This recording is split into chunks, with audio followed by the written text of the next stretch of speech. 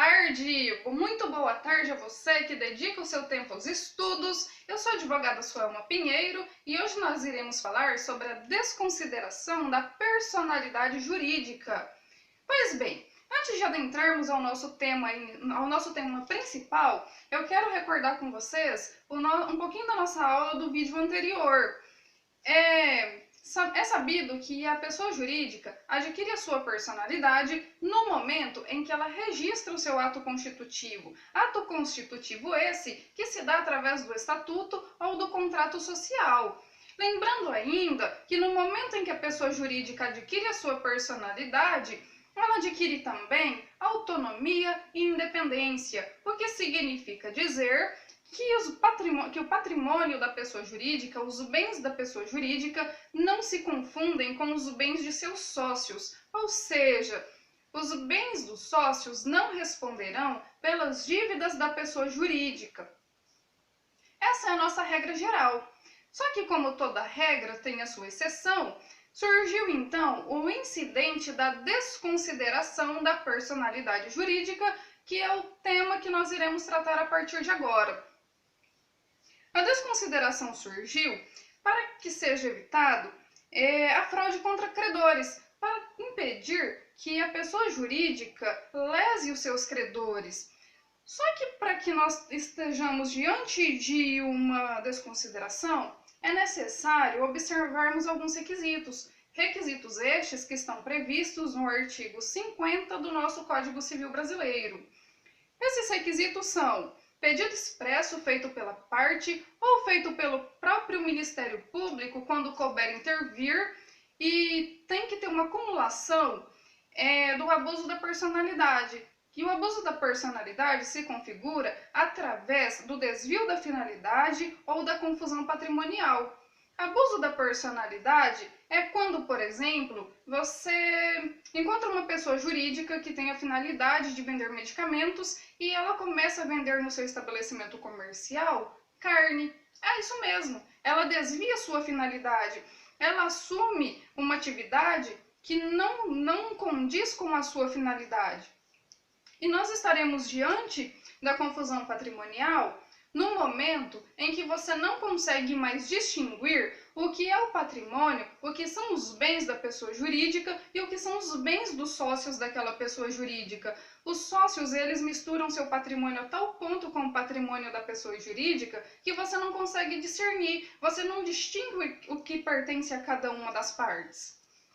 Pois bem, os requisitos da desconsideração, eles merecem uma forma de interpretação restritiva, que significa dizer que o juiz não poderá desconsiderar a personalidade jurídica de ofício. Não, ele não pode desconsiderar a personalidade jurídica de ofício, não é cabível. É preciso observar os requisitos do artigo 50, que, como já mencionei com vocês, precisa ter o pedido expresso das partes ou do Ministério Público e mais o abuso da personalidade, que se dá por meio do desvio da personalidade e da confusão patrimonial. Uma observação importante a ser feita é a questão doutrinária. A doutrina nos diz que o Código Civil Brasileiro adota uma teoria maior e objetiva. Adota uma teoria maior porque, para que haja a desconsideração da personalidade jurídica, é necessário haver aqueles requisitos do artigo 50. Então, tem requisitos, são exigidos mais requisitos para que possa ser desconsiderada a personalidade. E é objetiva porque, para o legislador brasileiro, não importa se existe culpa ou se existe dolo, basta tão somente que haja o abuso da personalidade. E já o Código de Defesa do Consumidor adota uma teoria menor.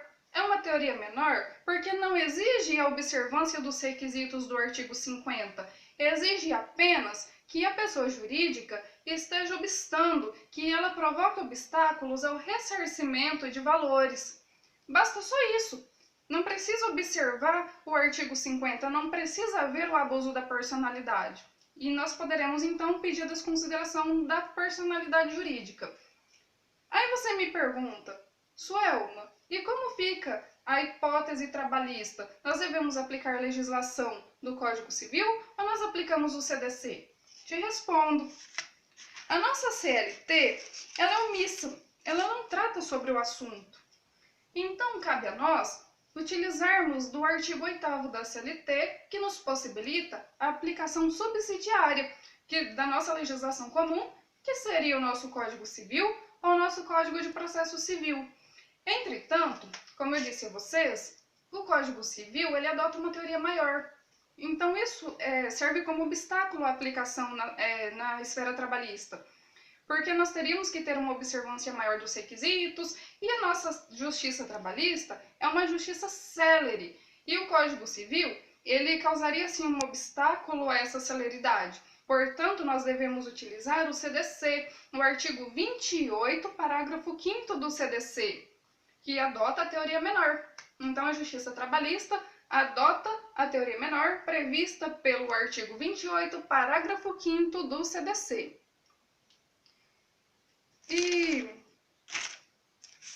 outra informação importante, nós devemos observar que a desconsideração, ela não se confunde com a despersonalização, porque na despersonalização nós ficamos diante de uma extinção da pessoa jurídica, você extingue a personalidade. E na desconsideração, você limita a autonomia, você retira a autonomia da pessoa jurídica em determinado momento, em um caso concreto. Ela acontece de forma episódica, de forma excepcional. Você apenas retira a autonomia da pessoa jurídica em determinado momento, com o objetivo de conseguir atingir os bens dos sócios, para então para que os bens dos sócios possam responder pelas dívidas da pessoa jurídica.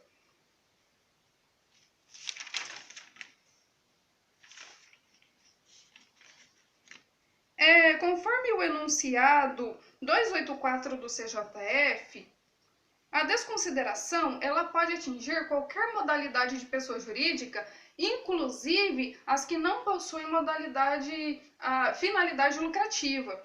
Então, a desconsideração pode sim atingir qualquer modalidade de pessoa jurídica.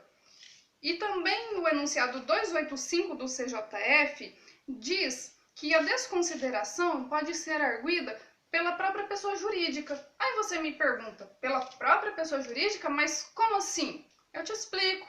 Ela pode ser arguida pela própria pessoa jurídica nos casos, por exemplo, em que o administrador da empresa ele comete erros e a fim de que a pessoa jurídica, ela não responda pelos atos errôneos daquele administrador, os seus sócios pedem a desconsideração da personalidade a fim de que os bens daquele administrador sejam atingidos. E lembrando que para ser administrador não precisa ser sócio, ele pode ser um administrador não sócio. Nós também vamos falar sobre a desconsideração